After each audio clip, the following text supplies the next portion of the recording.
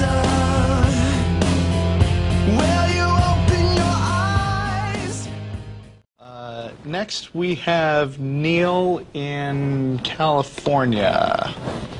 Hello? Neil, you there? Yes, I am. Can you hear me okay? Yes. Hi, yes. Hey, I just wanted to say I'm really glad to get a hold of you. I've been listening and watching for quite a while now, and I can't say that I'm a theist any longer. Thank God, so to speak. Well. I am an atheist. I was a fundamentalist Christian and was a Christian for 53 years. Some people like to thank the flying spaghetti monster now. Oh, you can't even see that. No, I'm familiar with your, the flying spaghetti monster.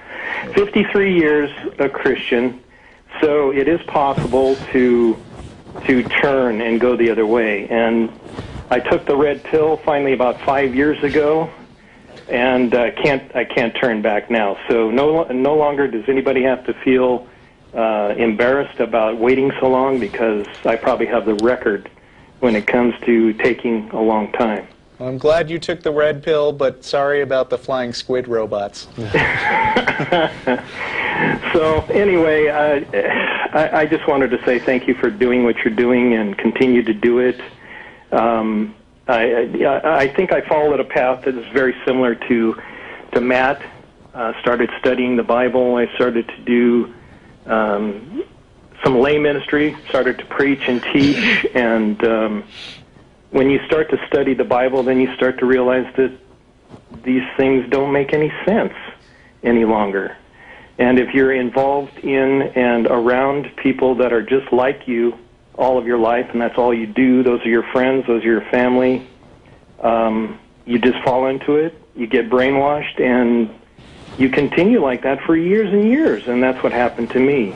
So I'm glad that I escaped, and I have to give credit to you guys a lot. There's a fellow on YouTube named Chris that does evidence on YouTube. I think I don't know what his real name is, but he has this series of YouTube clips on how he went from becoming or being a Christian to an atheist, and that helped a lot too.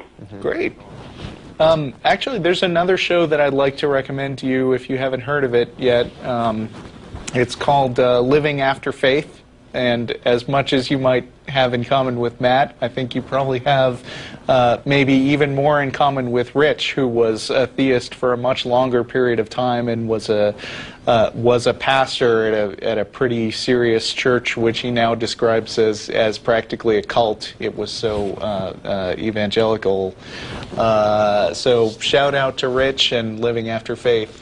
Living After Faith. It's funny you should mention cult, because whenever I talk about my Christian experiences, I call it the cult also.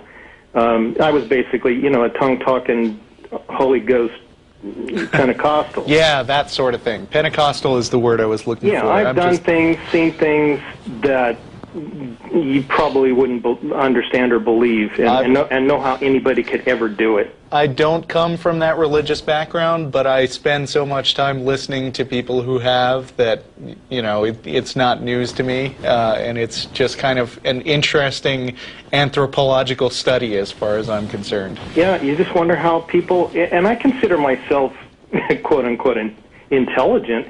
How could an intelligent person go down that road?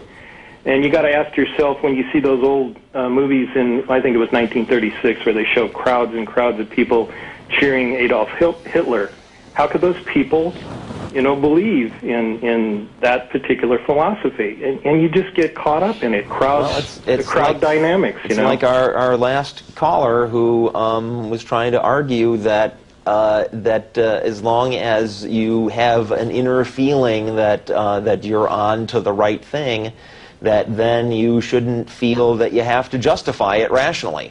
Yep. And so people don't even bother. They go, ooh, this feels good, I'll keep doing this. And then they just let it take them wherever it takes them.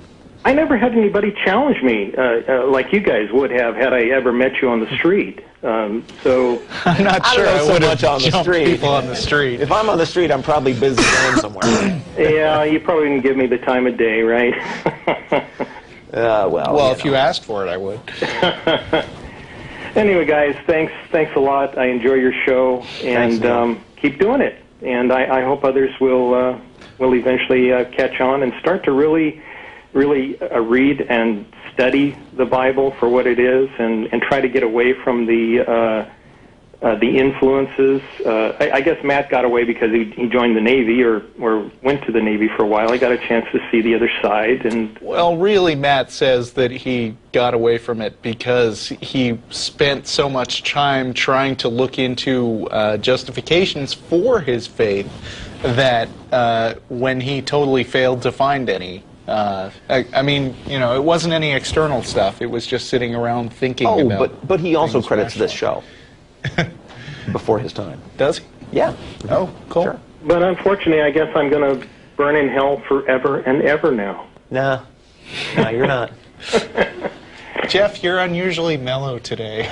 I'm in kind of an odd mood. Okay. Thanks for your call, Neil. Thanks. All right, guys. Take care, man. Bye-bye. Yeah.